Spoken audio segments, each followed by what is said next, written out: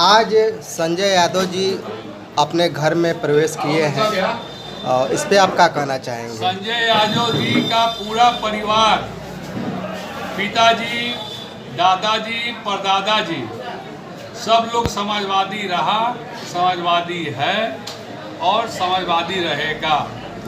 विगत साल भर पार्षदी के चुनाव में कुछ त्रुटियां आ जाने की वजह से इनको टिकट नहीं मिला, लेकिन ये तैयारी किए थे, इन्होंने चुनाव लड़ा निर्दल बनकर और सबसे ज़्यादा वोटों से बनारस में चुनाव जीता और आज उनकी फिर से घर में वापसी हो गई है। समाजवादी परिवार में, समाजवादी विचारधारा से, समाजवादी नेता माननीय अखिलेश यादव जी के साथ, सबके साथ आज इनका दिल दिमाग सब कुछ पूरा परिवार सहित समाजवादी पार्टी में शामिल हो गए हैं। अगर देश करने के लिए आई है। अरे भैया, मेरे साइकिल चुराने वाला व्यक्ति अगर कोई साइकिल चोरी करता है तो उसके ऊपर मुकदमा होता है कि नहीं? तो मुकदमा हुआ उसी तरह, किसी न किसी अपराध में मुकदमा हुआ है, कोर्ट ने उनको वारंट जारी कर दिया है, गैर जमानती वारंट जारी कर दिया है। तो यह प्रूफ हो गया ना कि Shashi Pratap Singh national equal party ने जो पुतला उनका फूका, उनके खिलाफ डीएम को, मुख्यमंत्री को लेटर दिया कि नीट परीक्षा में इनका भी हाथ है, नौकरी लगाने में इनका भी हाथ है, ये पैसा लेके नौकरी लगाने का काम करते हैं। तो ये कहीं ना कहीं से संज्ञान में कोर्ट के पहुंचा, मुख्यमंत्री के संज्ञान में पहुंचा, आज वारंट जारी हो गई, भागे भागे फिर रहे, पकड़े जाएंगे। जो भी करेगा गलत काम उसको जेल जाना है, चाहे साइकिल चुराने वाला हो, चाहे टिप चुराने वाला हो, चाहे परीक्षा का पेपर चुराने वाला हो, चाहे जहाज चुराने वाला हो, चाहे कोयला, चाहे मिट्टी, कुछ चुराने वाला, उसको जेल जाना है। अरविंद राजभर का एक बयान आया है जो अखिलेश यादव पे टिप्पणी किए हैं, इस पे आप क्या कहना चाहेंगे? अरविंद राजभर की अभी हैसियत औकात आज के डेट में नहीं है कि अखिलेश यादव के लिए वो कुछ कह सके। अरविंद राजभर लगातार 3 बार चुनाव हार चुके हैं। अरविंद राजभर अभी बच्चा है, नौसिखिया है, अभी सीखे अपने बाबूजी से, ठीक है। और हम तो कहेंगे बाबूजी की भाषा ना सीखें, लेकिन राजनीति सीखें उनके अपने बाबूजी से। और अखिलेश यादव जी के बारे में उन पर बोलने के लिए भी सोचे समझे, अभी उनकी हैसियत औकात नहीं। वो जुड़ेगा और मजबूती के साथ जोड़ करके उसे आने वाले 2027 के चुनाव में जो हमारे राष्ट्रीय अध्यक्ष जी का संकल्प है कि हम उत्तर प्रदेश में सरकार बनाएंगे, उस संकल्प में साझीदार बनाने के लिए, उनका भागीदार बनाने के लिए, उनका सहयोग प्राप्त करने के लिए हम आपका उत्साहवर्धन और अपने साथ आपको जोड़ते हुए भरोसा करते हैं कि भविष्य में राष्ट्रीय अध्यक्ष जी के निर्णय का आप पूरी ईमानदारी के साथ पालन करेंगे और जो भी निर्णय होगा उसको आप सहर्ष स्वीकार करेंगे। मैं 2 बार मंत्री रहा हूं, आप जानते हैं, और नेताजी के कितने करीब भी रहा, और उत्तरी विधानसभा से लड़ने के लिए मैंने पार्टी भी ज्वाइन की थी, लेकिन कुछ मजबूरियां हमारे राष्ट्रीय अध्यक्ष की रही होंगी जिसके कारण वो हमको उस समय टिकट नहीं दिए। लेकिन एक शब्द भी आप सुने नहीं होंगे कि मैंने कहीं भी कोई ऐतराज किया। मिले भी मुझसे और कहे कि मुझसे गलती हो गई, तुम्हें लड़ाए होते तो तुम चुनाव जीत जाते।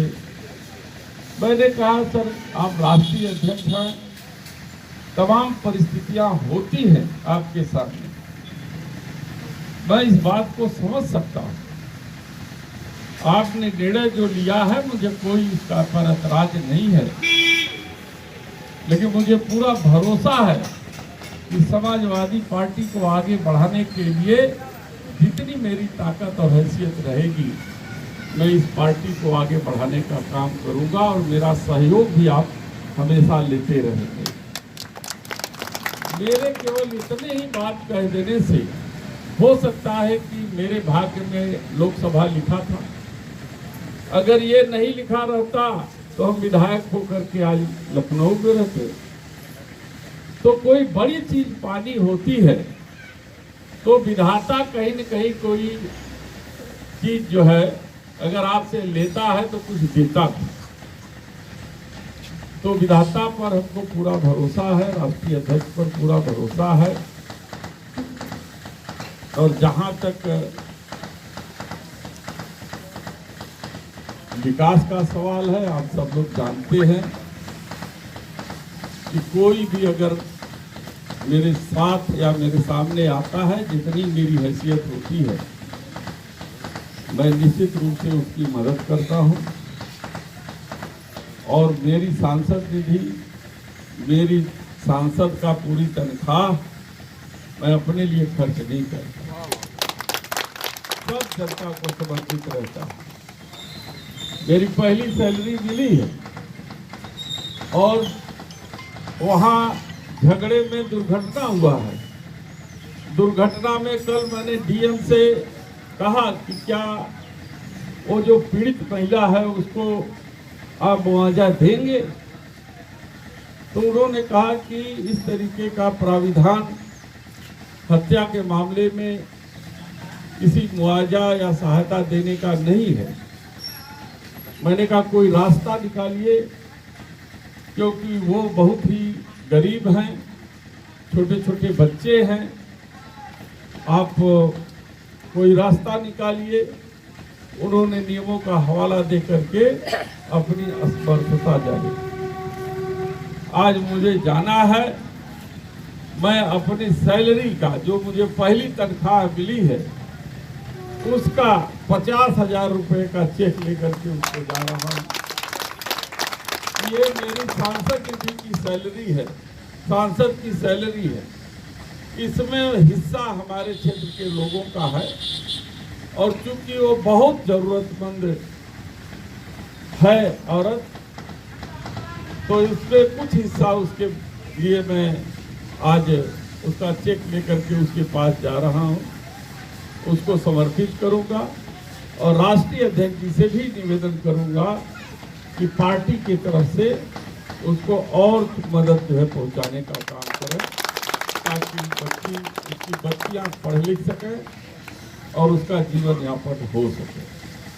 तो इसलिए हम सब जनता के लिए चुने गए हैं और जनता के बीच रहने वाले हैं।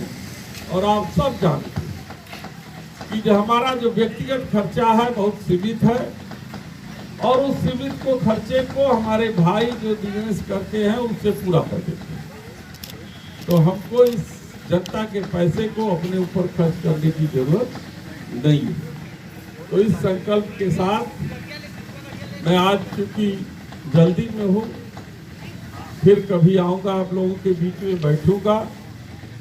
जनता के इलाज के लिए कोई गरीब व्यक्ति है, अगर वो इलाज नहीं करा पा रहा है तो वो भी हमारा सांसद निधि उसके लिए समर्पित है। और कोई अगर दिक्कत में है तो वो सारी चीज़ें मेरा जो है जनता का पैसा है और वो मेरा कोई व्यक्तिगत पैसा नहीं है।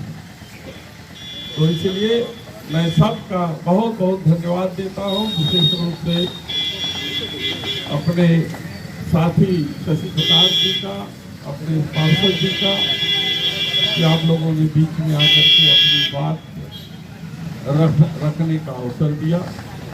सभी को नमस्कार, जय हिंद, जय समाजवाद, धन्यवाद। सर अपना परिचय पहले बता दीजिए। हमारा नाम संदीप कुमार संजय यादव, मैं 14 नंबर वार्ड से पार्षद निर्दल। आज माननीय सांसद जी आपके गणेशपुर में आए और लोगों को संबोधित भी किए। आज क्या व्यवस्थाएं थी आपके यहाँ, थोड़ा देखिए, आज मैं तो हमेशा समाजवादी पार्टी से ही जुड़ा था। आज हमारे सांसद जी कई बार हमसे कहे भी थे, पिछले समय में कई बार कहे थे कि आप पार्टी जो है झंडा लगा के चलिए। मैंने कहा कि आप जीत जाएंगे, आप पार्टी जब ज्वाइन आप ही झंडा और टोपी झंडा गमछा आप ही देंगे। तब मैं जो है टांगूंगा। तो उसी कार्य को पूरा करने के लिए आज सांसद जी ने हमारे कार्यालय पर आए और हमको जो है गमछा टोपी और झंडा दिए।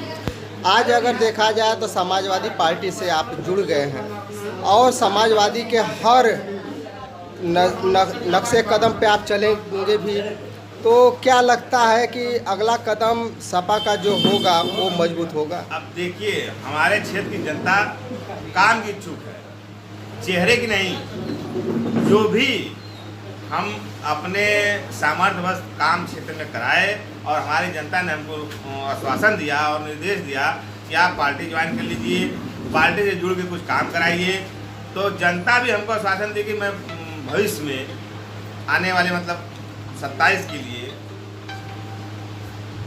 मुख्यमंत्री के रूप में नया चेहरा देखना चाह रहे हैं। और अपने क्षेत्र की जनता को क्या संदेश देना चाहेंगे? देखिए, हमारे क्षेत्र की जनता ने हमारा बहुत सहयोग किया है और हमारे ऊपर उनका कर्ज समझिए, मैं उनका ऋणी हूँ कि हमारे हर कार्य में वो अपना भरपूर समय देते हैं और सहयोग करते हैं। धन्यवाद।